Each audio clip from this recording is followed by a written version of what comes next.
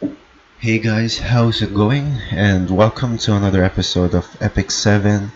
And today, let's talk more about the other things you can do in the battle mode.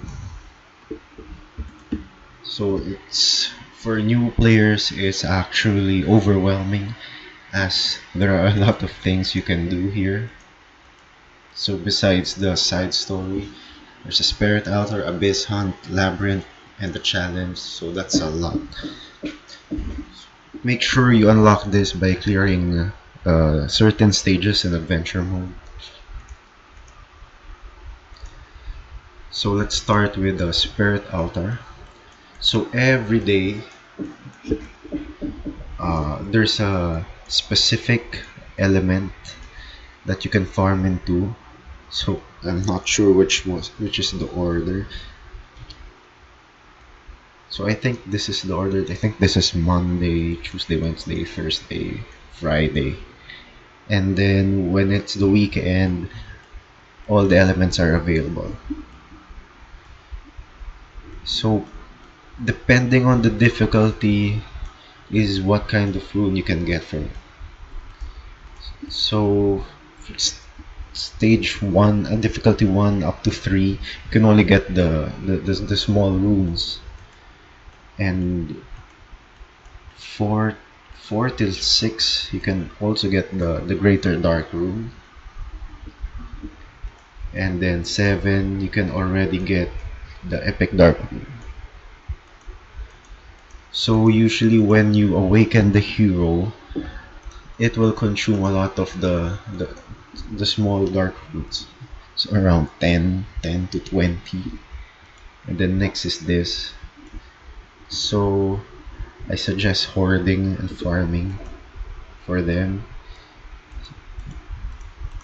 Especially when you get the hero that you like, you can easily awaken them. And just like in the side stories, you can buy a lot of these runes, so that's a big help. So but if you're still lacking some, here you can farm in these stages. And for the last one, there are no more small runes, just the big one and the greater one. And I think the max you can get of this is 3, which is a lot. So if you need for the more veteran players, farming in these stages is nice. So you can get more of these awakening materials.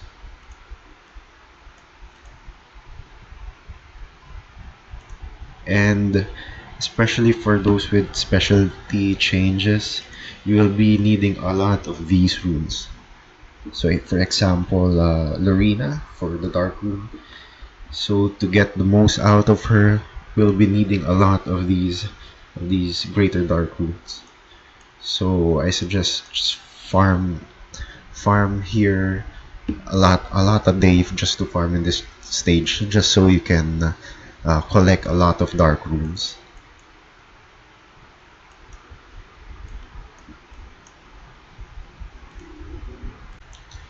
So next we have Abyss. So this is like a ladder. So you start from floor 1, and when you clear each floor, there's a reward. Usually the rewards here are good, very good. So the main things you can get here are Skystone, bookmarks, and Molagor seeds. You can also get some runes. But I think the more important one here is the Abyss set equipment. So for example, the first one you can get is in floor 32. So per equipment you get one. So for example, you get one level 57 sword, level 57 helm, armor, boots, ring, and necklace. And usually the one that's really strong here are the right side equipment. So that's the boots, ring, necklace. Very good for your DPS since the main stat is attack. So very good. It's going to give a boost to your DPS. So for example, you're gonna equip all three, might as well equip one left side as a lifesteal. So you can complete that set. You can also get gold transmit stone, which are used for the moonlight summons. So and per day you have uh, three tries. So what's good here is if you fail, you don't lose one of these, so you can keep on retrying. So and when you complete the floor, that's only when it consumes one. So at max you can get you can finish three, and you can actually buy from the shop to refresh two more. So the max you can get is 5. And if you can't finish the existing floor you are in, you can actually go and purify. So one purify consumes one, and when you purify you get these you get stigma and gold. So there's no loss. So if you think you're not able to beat it within the day, just purify. You still get gold and stigma, which is a good thing.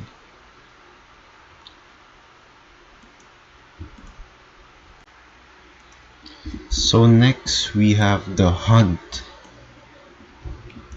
So per hunt, there are different kinds of equipment sets you can get. So we have the wyvern, which is a fire enemy, and here you can get the critical set, hit set, and the speed set. For the golem, you can get the attack, health, and defense set. For the banshee, you can get the resist, destruction, lifesteal, and counter set. And for the new hunt, we have the Azimanak hunt. You can get the unity, immunity, and the rage set. So let's discuss per stage. So the easiest stage, stage 1, you can see here what rewards you can get. So you can actually see further here the kinds of equipments you can get. So generally the higher the stage, the better equipments you can get, the better rewards you can get. So for example, here in stage 7, you can already get level 70 equipment. So level 70 armor, boots, helmet, and weapon. And down here you can also get energy, skystone, mystic summons, covenant summons, and the materials used to craft in the sanctuary. So I haven't finished the Azimanak hunt yet, and for example here in the wyvern stage,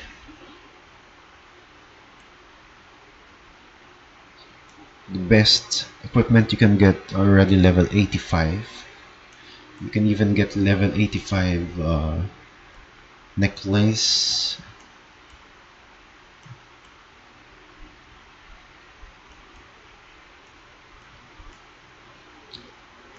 ring.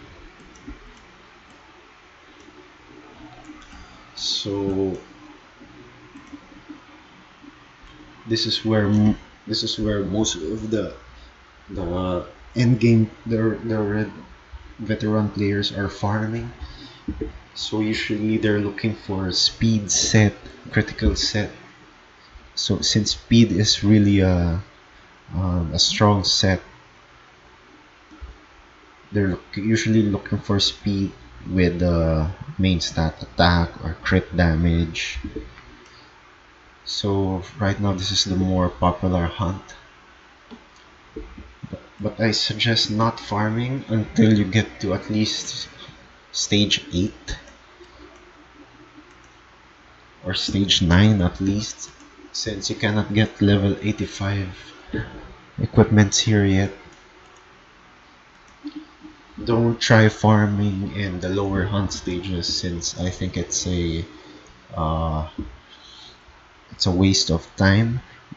You can get more better equipments in the labyrinth, which we will talk about later.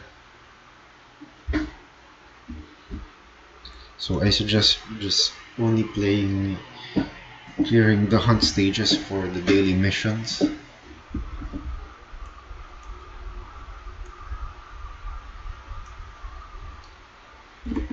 And actually per hunt, they have different mechanics, which I can talk more about in another video. And let's move on to labyrinth. So here for the newer players, there are 4 available labyrinths, and you can also unlock the other labyrinths when you clear the adventure mode, certain stages in adventure mode. So I suggest completing each one, as there are good equipments you can really get, which will boost up your characters.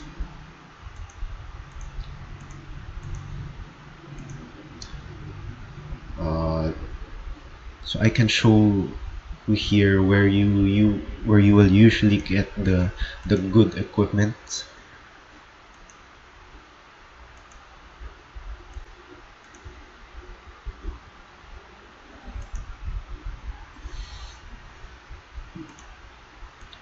For example, here, these spaces, corners here, I think usually there's a gold chest, and per labyrinth there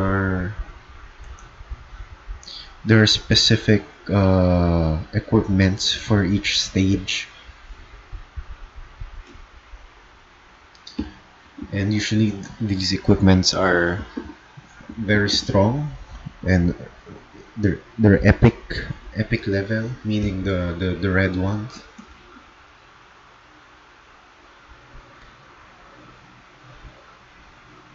I'm not sure if there's one here. I think no, it's Aether.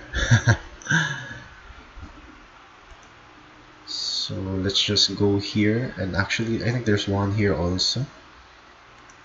If it's not the equipment, it's Skystone.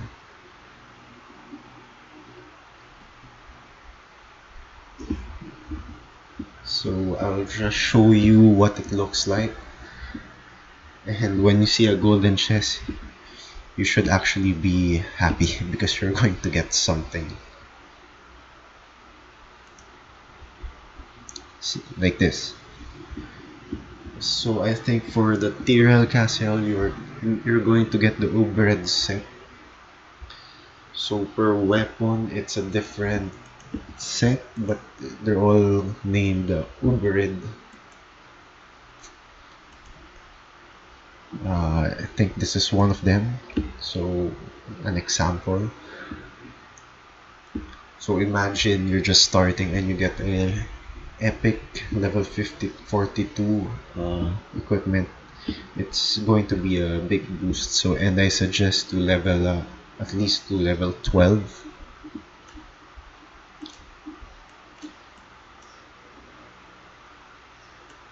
So usually the sets here are the attack, health, and defense, similar to the Hunt of Golem.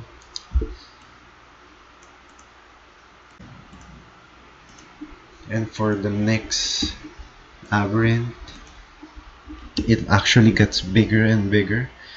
So, and really becomes a maze. So if you don't want to 100% complete each level, just go for the gold chest, get the equipment, finish the stage, then go on to the next one. If you're not the type that wants 100% completion. So for the next labyrinth, you're going to get the crypt, the speed, and the other set for the wyvern. So similar to the wyvern. And the last one is the similar to the banshee set with the hunt. And here the raid is after clearing a world difficulty stage in adventure mode. So here the enemies are harder and there are more bosses here, but they will provide really good equipment, which is usually in the Unity, Immunity, and the Rage set. So it's more focused on these sets, similar to the new Hunt stage. And so there's also Hell difficulty for clearing the Queen. So I will be diving more into this in future videos.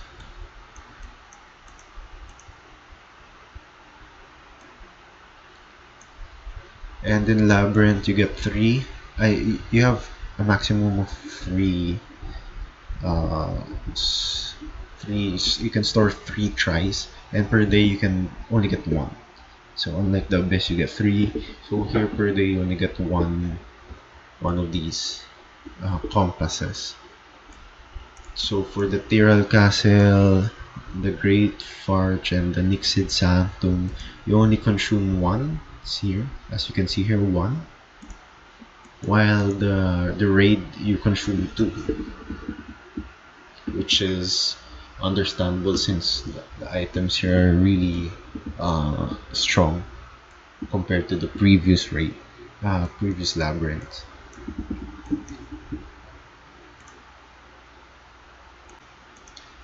And finally we have the challenge mode. So here is like a wave battle. So you're going to defeat I think 2 or 3 waves, 3 sets of enemies, and it also has a difficulty. So actually completing this, you'll get some reputation rewards. And here you can usually get charms, as if you complete the stages over and over again. So for example, for this one, you'll get necklace or greater ring charms, and some sloppy equipment. And there are also some special events here, like this one here. If you complete this stage, there's a chance that you will get this artifact. Just for example, this stage, you might get the artifact.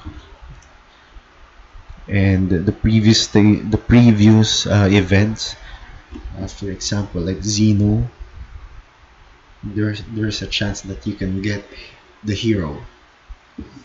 So for this limited time events, you usually get the an artifact or a hero. And here there's a reputation on the side. Clear 10 times, and then difficulty, you're guaranteed the artifact. But if you want to upgrade the artifact to its maximum level, I suggest farming also in this stage.